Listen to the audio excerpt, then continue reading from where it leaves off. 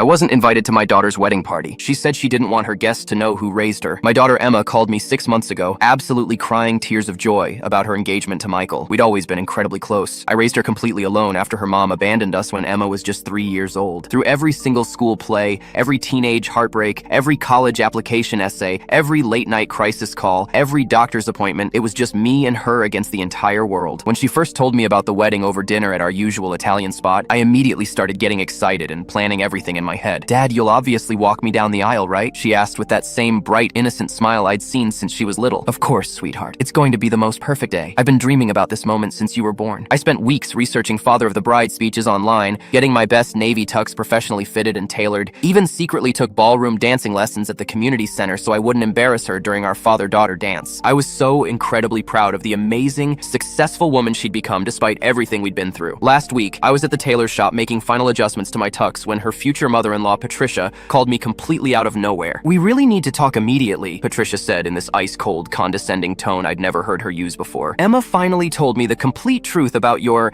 rather unique family situation, about you raising her alone because her biological mother couldn't handle the responsibility and just walked away." I was genuinely confused by her attitude. "What situation exactly are you referring to?" "Look, this wedding has some very important, influential people attending, major business connections, high society families, potential career opportunities for both kids. Emma's worked incredibly hard to build her professional reputation in the finance industry, and having a single father who, well, let's just say it doesn't exactly fit the polished, sophisticated image she's trying to project to these important people." My stomach completely dropped to the floor. "What exactly are you trying to say to me?" "Emma specifically asked me to have this difficult conversation with you instead of doing it herself. You can absolutely still attend as a regular guest, maybe sit in the back somewhere, but she's made the decision to ask her stepfather, Robert, to walk her down the aisle instead. She honestly thinks it looks more traditional and socially appropriate for the kind of upscale wedding she's planning." I felt like I'd been physically punched in the chest. "Her stepfather? You mean the guy who's been in her life for maybe 3 years total? He's properly married to her mother now. It just makes significantly more sense from an optics standpoint." I immediately called Emma with hands literally shaking, barely able to dial. "Please tell me this conversation never happened." Long, absolutely devastating pause. "Dad, Michael's family connections are really important to my entire career trajectory. His father could potentially get me into the best investment firm in the city. I just need this one day to be absolutely perfect in every way. You understand, right? It's really not personal at all." "Not personal? Emma, I taught you how to ride a bike in our driveway. I stayed up all night when you had pneumonia. I worked 3 different jobs to pay for your college tuition. I know, and I'm genuinely grateful for everything, but this is about securing my future. These people need to see me as someone who comes from a stable, traditional, respectable background." I hung up and walked to my kitchen table where the elegant wedding invitation sat unopened for weeks. For the first time, I actually read it carefully word by word. It said, "Mr. and Mrs. Robert Richardson request your presence." Her stepfather's last name, not mine. My own daughter had completely erased me from the most important day of her life.